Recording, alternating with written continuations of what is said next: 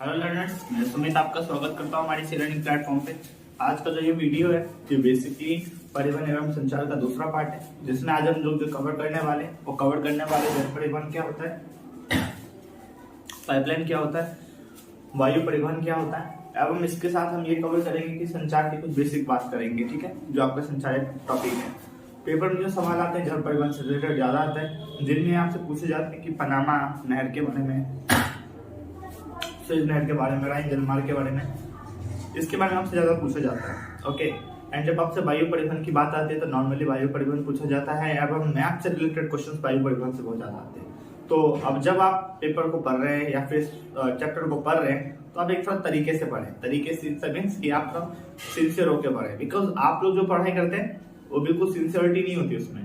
Like जब आप पढ़ाई कर रहे हो तो पॉजिटिव भी सोच के चल रहे होते हो, निगेटिव भी सोच के चल रहे होते हो, तो ये आपका क्या है, काफी ज्यादा चीज को डिस्ट्रॉय कर सकता है। डिस्ट्रॉय मीन्स कि आपका जो निजी लाइफ है वो तो खराब होगा ही होगा, पर सार्वजनिक जिंदगी भी आपकी बिगड़ सकती है। तो आप ये कोशिश करें कि आप पॉजिटिव सोचते हुए चले, पॉजिटिव ही सब कुछ है ऐसा मान के चले। ओके, क्योंकि जब आप निगेटिव धारणाएं बना के रखते हैं तो आप कोई चीज नहीं कर पाते, या किसी चीज को करने के प्रति आपकी जो लगन होती है ना, वो क्या होती है 100% से गिर के कहाँ आ जाती है, 60-70% आ जाती है। तो ये कोशिश करें कि आप पॉजिटिव सोचें इन द मीन्स कि आप अच्छा सोचें। अब ये सवाल आता है कि आप पॉजिटिव सोचेंगे कैसे, तो पॉजिटिव ऐसे सोचेंगे कि आप अपने आप को याद मत दिलाइए कि हमें पॉजिटिव सोचना है। आप जो काम कर रहे हैं ना उसके प्रति आपका एक रुझान अच्छा होना चाहिए बस। तो धीरे धीरे आप किसकी तरफ आगे बढ़ते जाएंगे, पॉजिटिविटी की तरफ आगे बढ़ते जाएंगे। और पॉजिटिविटी जैसे आती जाएगी आपके चीजों को समझने या चीजों को करने का तरीका क्या होता जाएगा, डिफरेंट होता जाएगा। ओके, तो बिना कुछ देरी करते हुए वीडियो को हम स्टार्ट करते हैं। जनरली बात करने वाले क्या होता है, क्या बेनिफिट्स है, इस बात करेंगे। ओके, तो बने रहिए हमारे साथ हमारे इस वीडियो में। तो सबसे पहले जो हमें डिस्कस करना है जल परिवहन के बारे में। तो मुझे जुकाम भी है अभी, ठीक है, बीच में तो डिस्टर्बेंस हो सकती है। तो जो जल परिवहन है वो बेसिकली क्या है, तो जल परिवहन का एक महत्वपूर्ण माध्यम है। अब महत्वपूर्ण माध्यम क्यों है, क्योंकि जल परिवहन के कारण ही कई देश के व्यापार एवं अन्य चीजें जो होती है जल परिवहन के कारण ही होती है। जल परिवहन का एक और भी कई सारी विशेषताएं जिनमें आप लिख सकते हैं कि जल परिवहन में मार्गों का निर्माण नहीं करना पड़ता, यानी कि सड़क नहीं बनाने पड़ते, बस इस छोर पे और उस छोर पे क्या बनाना पड़ता है, पॉट बनाने की जरूरत है। मान लीजिए एक देश ये है और एक देश ये है, लेट कर लीजिए, है तो देश नहीं बट मान लीजिए यहाँ पर एक कोई बंदरगाह है और यहाँ पे भी हमें बस एक बंदरगाह बनाना है, समुद्र के द्वारा ये जुड़ जाएंगे।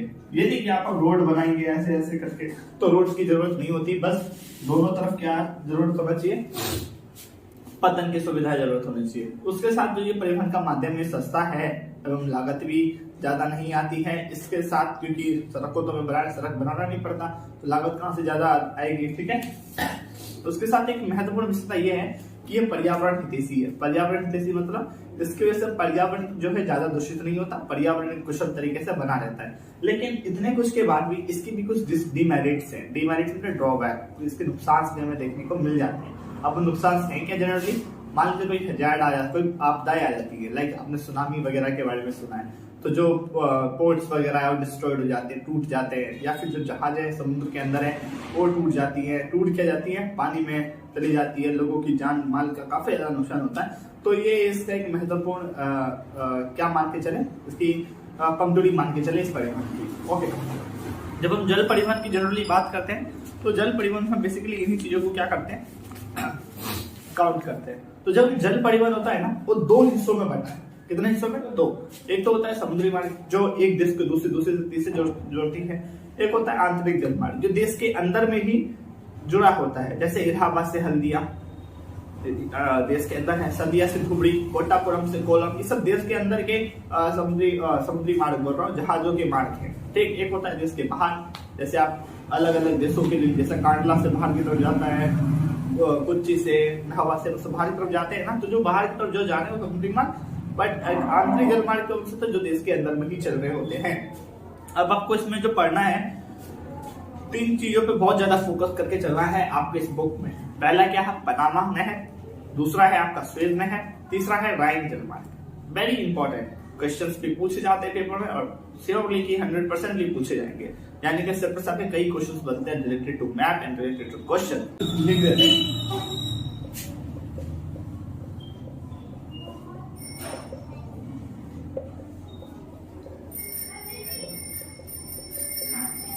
ओके, किस लिए इसको विकास किया गया? औद्योगिक दृष्टि के कारण। इस मार्ग का विकास जल मार्ग का विकास और के साथ जोड़ता है। किसको किसके साथ जोड़ता है? यूएसए को पश्चिमी यूरोप के साथ जोड़ता है। ठीक है, मतलब यूरोप को पश्चिमी के साथ जोड़ता है। ये विश्व का लगभग 1/4 विदेशी व्यापार इसी के द्वारा होता है एंड इसी के कारण ये विश्व का सबसे व्यस्तम महामार्ग व्यापारिक जलमार्ग कहलाने का कारण यही है। व्यस्तम व्यापारिक जलमार्ग यही है। क्यों है ये मैंने आपको बताया। कितना? 1/4 व्यापार। जब आपसे पूछा जाता है ट्रेड लाइन में समुद्री मार्ग क्या है, तो इसका निर्माण औद्योगिक दृष्टि से किया गया एवं ये यूएसए को पश्चिमी यूरोप के साथ जोड़ता है एवं व्यस्तम व्यापारिक जलमार्ग है। क्यों है? इसके द्वारा 1/4 व्यापार होता है। इसके साथ इस जलमार्ग के कारण जो देश की इकोनॉमी है, चाहे यूरोप की हो या फिर यूएसए की हो, इसमें भी वृद्धि देखने को मिली। एवं इसके साथ क्या है जो देश की जो रोजगार के माध्यम है या फिर दूसरी चीजों का विकास है, इसके वजह से काफी तीव्र गति से हुआ। जहां पे पोर्ट्स वगैरह बने वहां पे कई लोगों को रोजगार मिला, यानी कि कई सर्विसेज वहां पे स्टार्ट हुई। तो जब आपसे पूछा जाता है उत्तरी अटलांटिक समुद्री मार्ग, तो जनरली आप 3 बात बताएं, 4-5 बातें बताएं, इंटरलेट करें एक दूसरे से।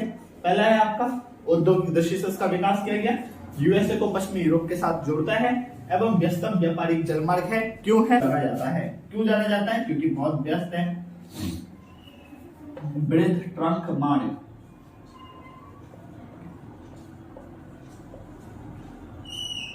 नाम से जाना जाता है। ठीक है, तो ये था जलमार्ग का उत्तरी अटलांटिक समुद्री। तो इस पे हम थोड़ा अपना नजर डाल लेते हैं। तो जब हम सुएज नहर की जनरली बात कर रहे होते हैं, तो सुएज नहर बेसिकली है क्या, हमें ये फोकस करना है। ओके, तो जब हम सुएज नहर की बात कर रहे होते हैं, तो सबसे पहले हमें ये जानना है कि ये किस किस को आपस में जोड़ता है। तो सुएज नहर जो है भूमध्य सागर को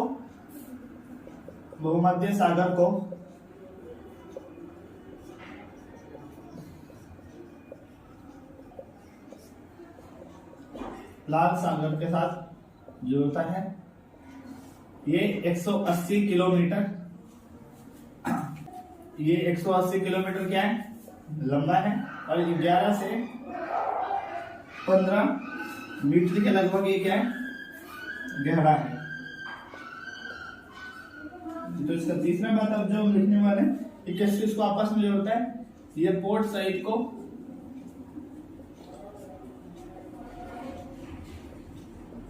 पोर्ट सुएज के साथ जोड़ता है।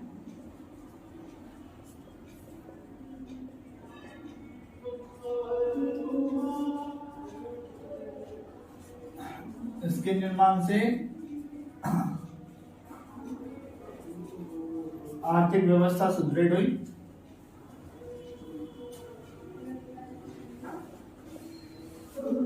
एवं लोगों में रोजगार जो है सृजित हुआ। और निर्माण इसका कब हुआ? 1869 में।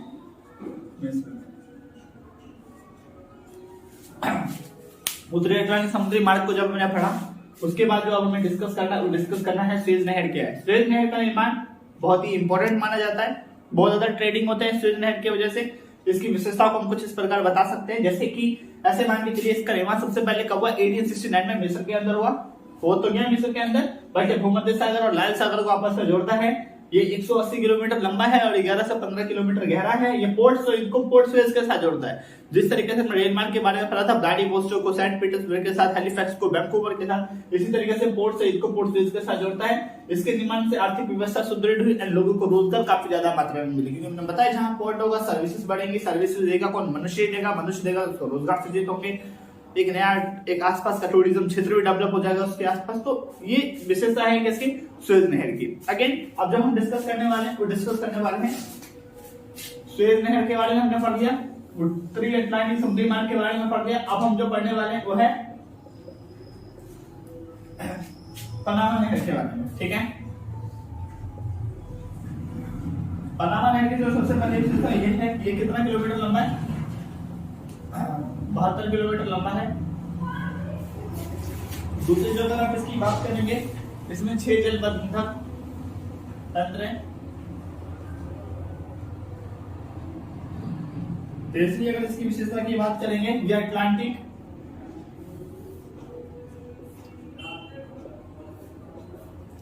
और प्रशांत महासागर को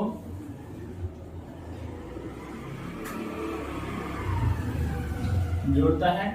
ठीक, इसकी तीसरी जो बात करेंगे, सॉरी चौथी बात, आर्थिक व्यवस्था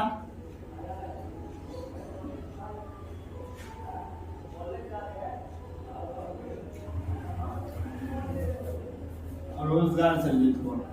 ओके, तो जब हम पनामा नहर की बात करते हैं तो ये 72 किलोमीटर लंबा है, 6 जलबंधक तंत्र है, अटलांटिक महासागर को प्रशांत महासागर के साथ जोड़ता है।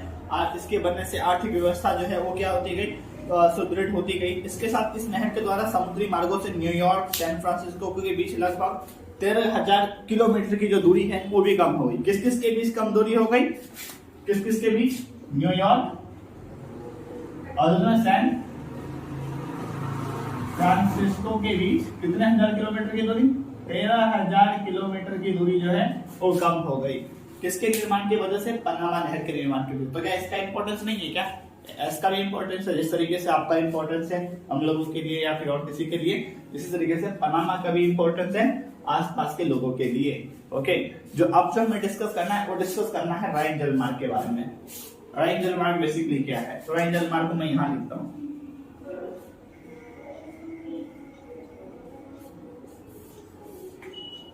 राइन जलमार्ग के बारे में जब हम कहते हैं कितना किलोमीटर लंबा है, 720 किलोमीटर लंबा है।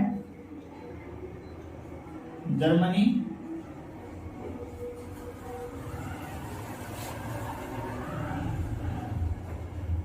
नीदरलैंड से होकर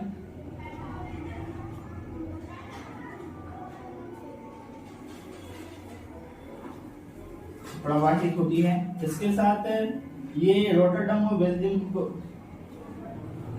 ये रोटरडम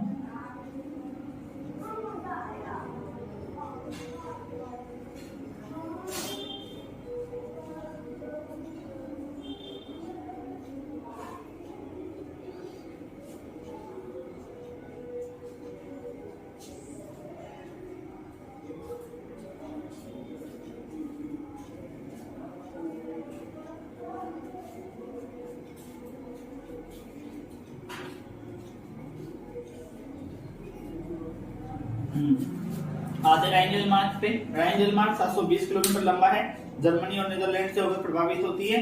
ये रोटरडम और बेल्जियम को आपस में जोड़ता है, ऐसे लिखो। ये रोटरडम और बेल्जियम को आपस में जोड़ता है, नीदरलैंड के औद्योगिक क्षेत्रों को आपस में जोड़ता है। कौन सा जलमार्ग, राइन जलमार्ग। तो अभी तक हमने क्या क्या डिस्कस किया, राइन जलमार्ग के बारे में, सुएज नहर के बारे में, पनामा नहर के बारे में। होप सो कि आपको ये समझ में आ गया है। जो अब हमें जो जनरली डिस्कस करना है, ये था हमारा जल परिवहन का पोर्शन की जल परिवहन बेसिकली होता क्या है, इसके बारे में हमने स्टडी किया।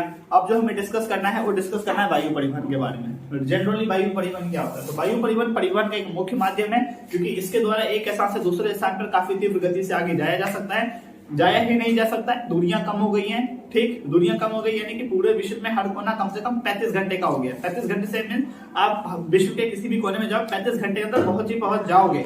यानी कि नजदीकियां जो थी वो इतनी बढ़ गई है। फॉर एग्जाम्पल आप देख सकते हो कि जब आप यहाँ से अपने गाँव की तरफ प्लान करते हो या प्लान मतलब जाते हो, ट्रेन से जाते हो तो आपको 2 दिन लग जा रहा होगा, प्लेन से जा रहे हो तो 2-3-4 घंटे लग जा रहे हैं ना। तो मतलब वायु परिवहन की एक तीव्रता माध्यम है, साधन है परिवहन का। एक स्थान से दूसरे स्थान पर काफी तीव्र गति से हम उससे पहुंच सकते हैं। इसको भी प्रभावित करने वाले कई कारक जैसे जलवायु। मान लो जब क्लाइमेट अच्छा नहीं रहता तो क्या प्लेन चल पाती है, क्या नहीं चल पाती। जब वॉर वगैरह, युद्ध वगैरह होते हैं तो क्या प्लेन वगैरह होता है, क्या तो प्लेन वगैरह नहीं होता। तो इसको भी इम्पैक्ट करने में कई कारक महत्वपूर्ण भूमिका निभाते हैं। आर्थिक, सामाजिक, सांस्कृतिक, राजनीतिक कारक, ये सभी कारक जो है इसको प्रभावित करते हैं। लेकिन इसकी जो मेन यही है कि भाई ये परिवहन का एक मुख्य माध्यम है, तीव्रता माध्यम है, लेकिन ये इस पर खर्चीला कभी काफी होता है। 500-600 में बात नहीं बनने वाली। पैसा है तो भाई तभी जा पाओगे, पैसा नहीं है तो नहीं जा पाओगे, ऐसा कुछ है ये परिवहन का माध्यम। और इसके साथ ये पर्यावरण अनुकूलित भी है, पर्यावरण को ज्यादा क्षति भी नहीं पहुंचाता और एक कुशल परिवहन के साधनों में ये गिना जाता है। तो जब हम वायु परिवहन की बात करते हैं तो एक राष्ट्रीय स्तर पे होता है, एक अंतरराष्ट्रीय स्तर पे होता है। राष्ट्रीय स्तर की जब हम बात कर रहे होते हैं, राष्ट्रीय स्तर का मतलब राष्ट्र के अंदर ही अंदर चल रहा है, यानी कि दिल्ली में है तो आप गुवाहाटी चले गए, गुवाहाटी से मुंबई चले गए, मुंबई से कहीं दूसरे स्थान, वहां से, ऐसे हम राष्ट्र के अंदर ही खेल रहे हैं। लेकिन जब हम अंतरराष्ट्रीय स्तर की बात करें तो आप दिल्ली से कहीं न्यूयॉर्क की तरफ जा रहे हैं, दिल्ली से जापान जा रहे हैं, कोलकाता से अंडमान निकोबार जा रहे हैं, तो जब ऐसे ऐसे आप ट्रेवल कर रहे हैं ना, तो इसे आप अंतरराष्ट्रीय परिवहन में रखेंगे, ठीक, वायु परिवहन में रखेंगे। पेपर में सवाल पूछा जाता है, इंडिया रेफरेंस में पूछा जाता है कि आप मतलब एक वायु परिवहन के मैप में से फिल करें, या फिर वर्ल्ड लेवल पे भी पूछा जाता है। लेकिन आई एम श्योर कि मैं ये सोच रहा हूँ कि आपको मैप इसमें बताने से काफी ज्यादा अच्छा है कि मैप से रिलेटेड सेपरेट वीडियो बनाएंगे आपके एग्जाम से 10 दिन 15 दिन पहले, जिसमें हम डिस्कस करेंगे कि कौन कौन से मैप्स इंपॉर्टेंट है, किन किन मैप्स को आपको प्रिपेयर करना है। तो मुझे लगता है कि ये मेरा आइडिया आपको भी पसंद आया होगा, ऑब्वियसली पसंद भी आना चाहिए, क्योंकि मैप अभी डिस्कस करेंगे, भूल जाओगे कल, फिर बार बार ये वीडियो थोड़ी ना देखने आओगे तुम लोगों को देख के लगता है मुझे, ठीक है। तो नेक्स्ट नहीं, मतलब जो पेपर से कुछ टाइम पहले ही हम एक सेपरेट वीडियो बनाएंगे मैप का, जिसमें हम इन सब मैप के बारे में डिस्कस करेंगे। ओके, सो अब हम डिस्कस कर लेते हैं पाइपलाइन क्या है। पाइपलाइन क्या है? पाइपलाइन पर्यावरण बोल रहा हूँ, एक पर्यावरण हितैषी भी माध्यम है। उसके साथ जो पाइपलाइन जो परिवहन है, इसके द्वारा किसी भी चीजों को एक जगह से दूसरी जगह पे काफी तीव्र गति से पहुंचाया जा सकता है। किसी भी तरल पदार्थ को, यानी कि जो पिघला हुआ चीज होता है, एक स्थान से दूसरे स्थान पे गैसेस को काफी तेज गति से पहुंचाया जा सकता है। इसके साथ अगर पाइपलाइन की जो और आप विशेषताओं को इंगित करें तो उन विशेषताओं में आप लिख सकते हैं या फिर एक्सप्लेन भी कर सकते हैं। ये इसमें बनाने में जो है लागत कम आती है, ठीक, लागत कम आती है, सड़क तो बनाना नहीं पड़ता, तो हमें बस पाइप ही बिछाने होते हैं, तो इसमें जो लागत है वो कम आती है और तीव्र गति से एक स्थान से दूसरे स्थान पर कोई चीज पहुंच भी जाता है। लेकिन इसके सामने भी चुनौतियां हैं। जिस तरीके से आपकी जिंदगी में भी चुनौतियां होती है ना, उस तरीके से इनकी जिंदगी में भी चुनौतियां हैं। क्या चुनौतियां?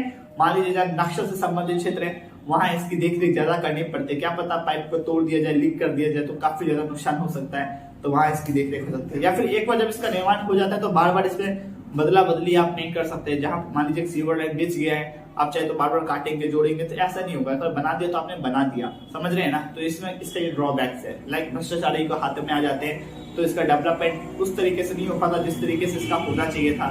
नक्शा से संबंधित क्षेत्रों में नहीं हो पाता। कई लोग सामाजिक भूखंडों को दान नहीं करते, जिस वजह से इसका निर्माण नहीं हो पाता।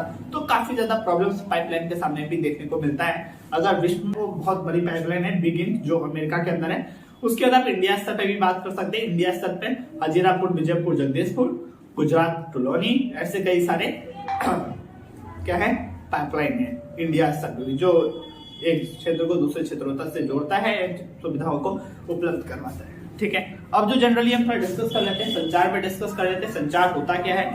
संचार बेसिकली क्या, अपनी बातों को, अपनी चीजों को जब हम दूसरे व्यक्ति तक पहुंचा देते हैं, वही जनरली क्या कहलाता है? संचार कहलाता है। फॉर एग्जाम्पल, मान लीजिए मैं आपको अपनी बात बता रहा हूँ, आप समझ रहे कि नहीं समझ रहे? ऑब्वियसली समझ रहे हैं, तो समझ तो रहे हैं ना? ओके, ठीक है।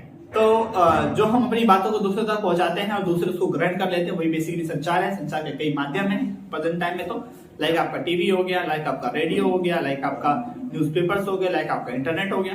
इंटरनेट बहुत बड़ी क्रांति के रूप में आ रहा है। क्या पहले भी क्या संचार में इंटरनेट था? तो नहीं था। पहले के लोग जो संचार करते थे, उनके संचार करने का वे क्या था, उनके संचार करने का तरीका क्या था? तो वेरी डिफरेंट था। लोग क्या करते थे, आपने सुना होगा कि मान लीजिए कोई लोग कहीं फंस जाया करते थे, अगर उन्हें संचार करना होता था, वो लोग कुछ पत्तों को या कुछ लकड़ियों को इकट्ठा करके जला दिया करते थे। जब वो ऊपर जाता तो धुआं निकलता था, तो आसपास के लोग जानते थे कि वहां पे कोई खतरे में है, लोग वहां जाते थे, उसको बचाते थे। वो संचार का वे था। फिर टाइम बदला, लोगों ने कबूतरों के द्वारा पेपर्स वगैरह चीजों को पहुंचाने लगे। कुछ टाइम डेवलप हुआ, डाकिया आ गया, डाकिया चीजों को पहुंचाने लगा। बट क्या प्रेजेंट टाइम में भी क्या डाकिया है क्या? तो हम कहते हैं बिल्कुल भी नहीं, बिकॉज व्हाट्सएप ही तो बहुत बड़ा डाकिया हो गया आज के टाइम में। क्यों? किसी को भी आपको न्यूज देना है, कुछ भी देना, तो फटाफट मिनटों में, सेकंडों में उससे पहुंच जाना है। क्या आपने परिवार से इंटरलिंक नहीं है क्या? आज भी इंटरलिंक, क्या वीडियो कॉल से जुड़ जाते हैं, तो मतलब आपको ये फील नहीं होता कि आप अकेले हैं। नहीं, आप वीडियो कॉल से जुड़ जाते हैं, 3-4 फैमिली के मेंबर्स जुड़ जाते हैं। तो एक जो संचार का जो वे है, संचार का जो तरीका है, वो क्या हो गया?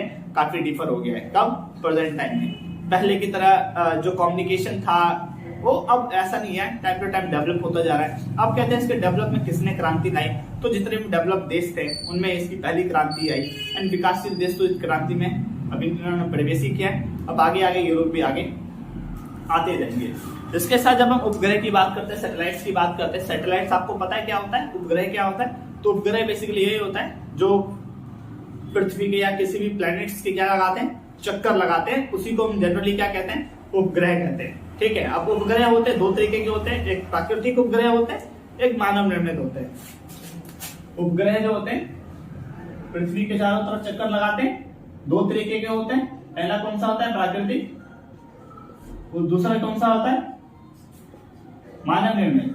प्राकृतिक का एक उदाहरण क्या है हमारा, चांद, मून, है ना, प्राकृतिक उपग्रह। मानव निर्मित उपग्रह क्या है हमारा, जैसे अभी आपने सुना होगा चंद्रयान वगैरह के बारे में, आप उसे ले सकते हैं। या फिर आपने लैंडसेट सुना होगा, ओवरमन के बारे में सुना होगा, फिर आपने resource set, Cartosat, ocean set के बारे में सुना होगा, स्पुतनिक वगैरह सुना होगा।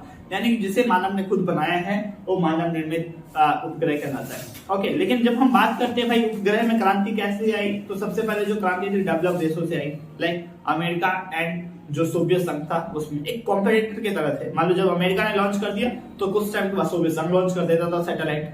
आज मान लो सोवियत संघ ने कर दिया, उसके कंपटीशन में फिर अमेरिका कर देता था लॉन्च। यानी कि वर्ल्ड में अगर आप देखोगे सैटेलाइट्स लॉन्चिंग का, तो एक बार अमेरिका ने, एक बार रशिया ने, एक बार अमेरिका ने, एक सोवियत संघ ने, अमेरिका ने, सोवियत संघ, ऐसे ही चलता था। इसका मतलब कॉम्पिटिशन थे दोनों के एक दूसरे के बीच। तो इनका बहुत बड़ा योगदान रहा अमेरिका और इन सबका। बाद में जो विकासशील देश थे उन्होंने भी अपना डेवलप किया और ये भी इसके अंदर आए। जैसे कि भारत ने आर्यभट्ट लॉन्च किया, कब लॉन्च किया, 1979 में। फिर भास्कर लॉन्च किया, ठीक, फिर क्या लॉन्च किया, रोहिणी लॉन्च किया। तो ये सब भारत ने लॉन्च किया। मंगलयान वगैरह भारत का था, चंद्रयान 2 भी था, मिशन में था, बट हमारा मिशन फेल हो गया। बट उससे भी जो डेटा वगैरह आज भी हमें मिल रहे हैं, तो ये सब भारत ने लॉन्च किया। जो बाहर के जैसे देश थे उन लोगों ने भी जो है काफी ज्यादा लॉन्च किया। इसके साथ अब जब बात करते हैं ये उपग्रह सैटेलाइट से क्या बेनिफिट्स, तो बहुत ज्यादा बेनिफिट्स है। लाइक हमें वेदर फोरकास्टिंग हो जाता है, नेटवर्क कनेक्शन काफी ज्यादा होता है। तो इन सब में जो है इनका काफी ज्यादा इंपॉर्टेंस रहा है किसका, सैटेलाइट्स का। तो जनरली आज के इस वीडियो में बेसिकली हमने डिस्कस किया कि जल परिवहन क्या होता है, उसका बेसिक क्या होता है, एवं हमने डिस्कस किया कि उत्तरी अटलांटिक समुद्री मार्ग क्या होता है, सुएज नाइट क्या होता है, राइन क्या होता है, पनामा क्या होता है। फिर मैं डिस्कस किया कि वायु परिवहन क्या होता है, पाइपलाइन क्या होता है, एवं डिस्कस किया कि संचार क्या होता है। ओके, संचार को जब हमने ऑलरेडी पूरा पढ़ लिया, हमने सैटेलाइट्स के बारे में थोड़ा बहुत बात किया एंड इससे रिलेटेड क्या क्वेश्चंस आते हैं या कौन से मैप्स आते हैं, जिसका मैंने आपको ऑलरेडी बताया कि इसका सेशन हम ऑलरेडी स्टार्ट करेंगे कुछ टाइम बाद, जिसमें जनरली आपको देखने को मिलेगा कि किस चैप्टर से कौन सा क्वेश्चन इंपॉर्टेंट है एंड किस क्वेश्चन को हमें करना चाहिए, किससे प्रिपेयर करने से बचना चाहिए।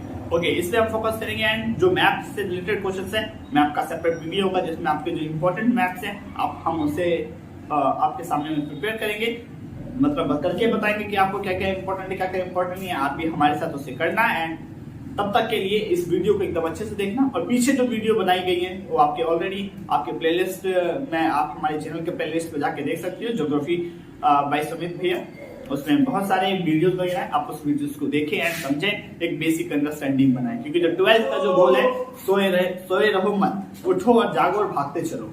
क्यों भागते चलो? क्योंकि जो आपका टाइम है बहुत ही लिमिटेड टाइम है, उस टाइम का यूटिलाइज करो। ओके, क्योंकि टाइम को अगर आप अपने अकॉर्डिंग चलाने लगे ना, एक तो होता है क्या, समय आपको अपने हिसाब से चला रहा है, एक दूसरा क्या होता है, आप समय को अपने अनुसार चलाते हैं। तो ऐसा मत बनो कि आप समय के साथ चलो, ऐसा बनाओ कि आप समय को अपने साथ चलाओ। समझ रहे हो ना, आप जब चाहता वो करो, एकदम स्पीड में करो, क्योंकि टाइम जो है बहुत लिमिटेड है। आप सोच रहे हो कि रिलैक्स हो बैठे हो कि नहीं अब नहीं कल करेंगे, कल नहीं परसों करेंगे, तो वेस्ट, ऐसा मत सोचो। बहुत टाइम लिमिटेड है, जितनी ज्यादा प्रिपरेशन कर सको करो, पढ़ो एंड जो भी समस्या आती है हमसे पूछो, क्योंकि हम यहाँ पे पूछने के लिए ही है, क्योंकि हमसे पूछे एंड हम उसको रिस्पॉन्स करें। ओके, सो तब तक के लिए धन्यवाद, मिलते हैं हम अपने नेक्स्ट